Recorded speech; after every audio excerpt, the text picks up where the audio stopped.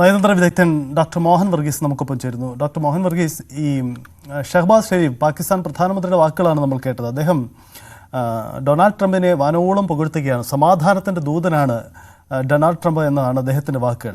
India ഒരു നയതന്ത്രം നടത്തുന്നു, ലോകരാജ്യങ്ങൾക്ക് മുന്നിൽ പുതിയ ഒരു മിഷൻ പ്രഖ്യാപിച്ചു കഴിഞ്ഞു. സമാനമായും പാകിസ്ഥാൻ നീക്കങ്ങൾക്ക് ശ്രമിക്കുന്നു. അവിടെയാണ് ഈ പാകിസ്ഥാൻ പ്രധാനമന്ത്രിയുടെ വാക്കുകൾ കൂടി നമ്മൾ കൂട്ടി വായിക്കേണ്ടി വരുന്നു.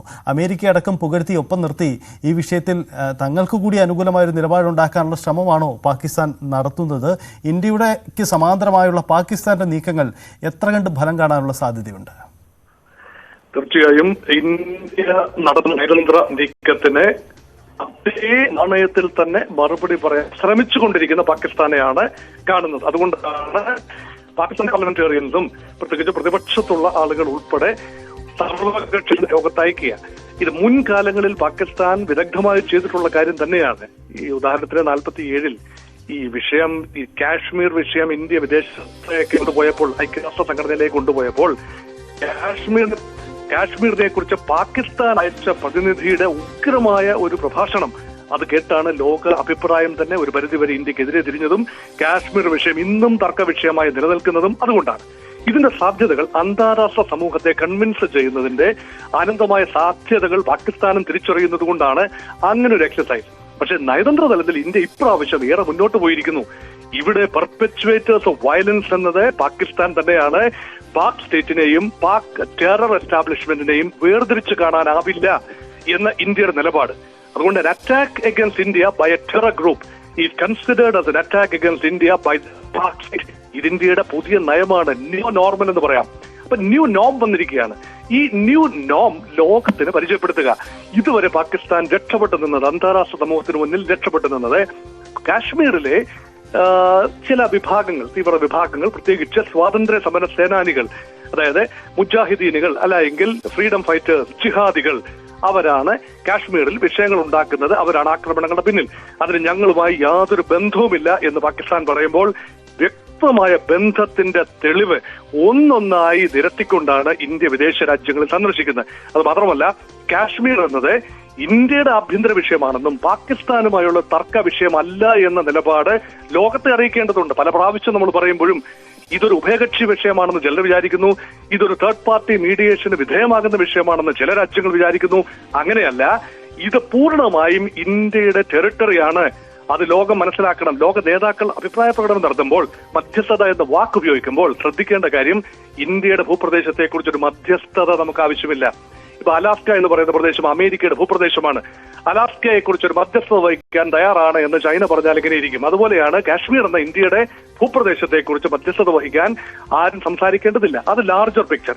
സ്മോളർ പിക്ചർ എന്ന് പറയുന്നത് അതിർത്തി കടന്നു വരുന്ന ഭീകരവാദത്തിന്റെ നാൾ വഴികൾ, ഇന്ത്യ നേരിട്ട ഭീകര ആക്രമണങ്ങൾ, ഇതെല്ലാം ഷോക്കേസ് ചെയ്യാൻ, ഇന്ത്യയുടെ ഭാഗം പറഞ്ഞ് മനസ്സിലാക്കാൻ ഇന്നത്തെ നിലയിൽ ഏറ്റവും ഉചിതനായ ആളാണ് ശശി തരൂർ, അദ്ദേഹത്തിന്റെ കൂടെയുള്ള ടീം. രാഷ്ട്രീയം മുഴുവൻ മാറ്റി നിർത്തിയാൽ അത് സെലക്ഷന്റെ മോഡ് വലിയ വിവാദമായിരുന്നു. കഴിഞ്ഞ ഒരാഴ്ച മുഴുവൻ നമ്മൾ മാധ്യമങ്ങളിൽ സംസാരിച്ചത് മുഴുവൻ ആ സെലക്ഷന്റെ മോഡ് സെലക്ഷനാണ്, ആ പ്രോസസ്സാണ്.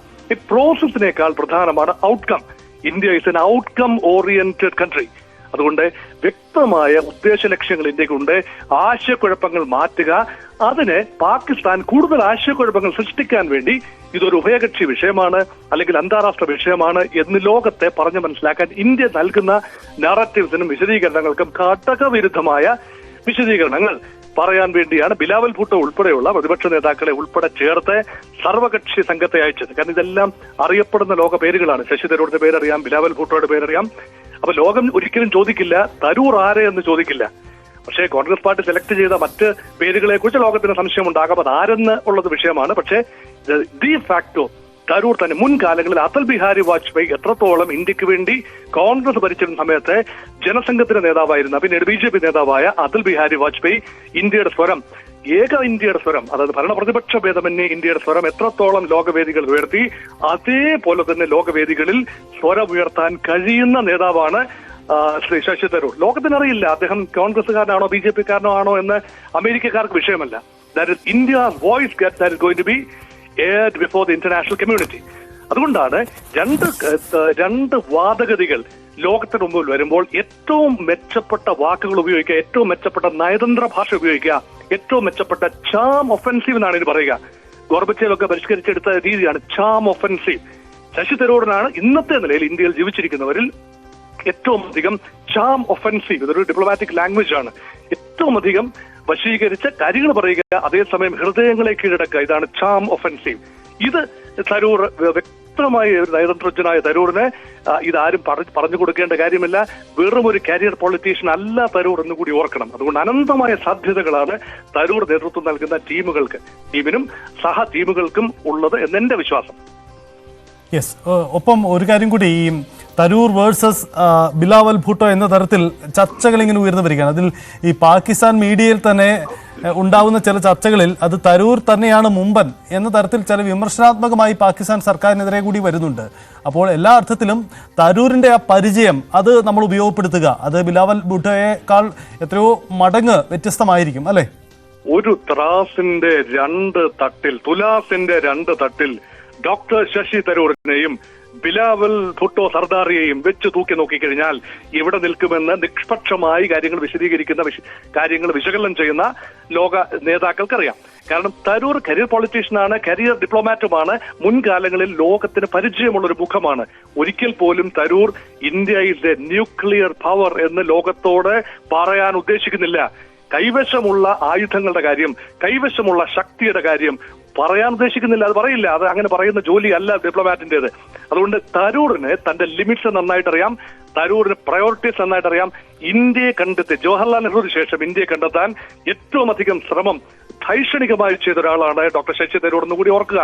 ഡിസ്കവറി ഓഫ് ഇന്ത്യ എന്ന നെഹ്റുവിന്റെ വിഖ്യാതമായ പുസ്തകം, അതിന്റെ സീക്വലായിട്ട് വേണമെങ്കിൽ പറയാം ഹിന്ദുത്വമാണ് അദ്ദേഹത്തിന്റെ. കാരണം BJP ഉയർത്തുന്ന ഹിന്ദുത്വമല്ല, മറ്റൊരു കൾച്ചറൽ നറേറ്റീവാണ്, ഓൾ ഇൻക്ലൂസീവ് കൾച്ചറൽ നറേറ്റീവ്. ആ ഒരു സംസ്കാരം, ഇന്ത്യയുടെ സാംസ്കാരിക തനിമ ലോകത്തിന് പരിചയപ്പെടുത്താൻ കൂടി ഉപയോഗിക്കാവുന്ന ഒരു വിഖ്യാത നേതൃത്വം.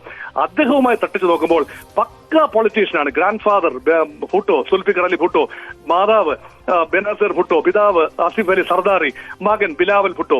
അങ്ങനെ ഒരു പാകിസ്ഥാൻ പീപ്പിൾസ് പാർട്ടിയുടെ ചട്ടക്കൂട്ടിനുള്ളിൽ മൂശയിൽ മാത്രം ഉരുത്തിരിഞ്ഞു വന്ന, ഇന്ത്യ വിരോധത്തിൽ മാത്രം ആശ്രയിച്ച് കാര്യങ്ങൾ പറയുന്ന, ഞങ്ങൾക്ക് ചില ആണവായുധങ്ങളുണ്ട്, ഞങ്ങൾ വേണമെങ്കിൽ പ്രയോഗിച്ചു കളയും എന്ന തന്റെ തന്നെ മുൻ പ്രസ്താവനകൾ ചേർത്ത് വായിക്കുമ്പോൾ ബിലാവൽ ഭൂട്ടോയുടെ പക്വത എവിടെ, ശശി തരൂരിന്റെ വിഖ്യാതമായ സ്റ്റേബിൾ ഒരു ഡിപ്ലോമാറ്റിക് ബാക്ക്ഗ്രൗണ്ട് എവിടെ? അതുകൊണ്ട് ഇത് തമ്മിൽ കമ്പാരിസൺ ഒക്കെ ഒരു രസത്തിന് വേണ്ടി, ഒരു ഹൈപ്പ് ഉണ്ടാകാൻ വേണ്ടി ലോക മാധ്യമങ്ങളും ഒക്കെ പറയുമെങ്കിലും നമുക്കറിയാം തുലാസ എങ്ങോട്ടാണ് താണ് നിൽക്കുന്നതെന്ന് വ്യക്തമായി ലോകത്തിനറിയാം. ശരി, വളരെ നന്ദി മോഹൻ വർഗീസ് പ്രതികരിച്ചത്. എന്തായാലും ബിലാവൽ ഭുട്ടോയെ മുൻനിർത്തി പാകിസ്ഥാൻ നടത്താൻ പോകുന്ന നയതന്ത്ര നീക്കത്തെക്കാൾ സമർത്ഥമായി ചടുലമായ തന്ത്രങ്ങൾ തന്നെയാണ് ഇന്ത്യയും ആവിഷ്കരിച്ചത്. ഒരു തരത്തിലും ബിലാവൽ ഭുട്ടോയെയും തരൂരിനെയും താരതമ്യം ചെയ്യാൻ പോലും കഴിയില്ല എന്ന വസ്തുത കൂടിയാണ് ചർച്ച ചെയ്യപ്പെടുന്നത്.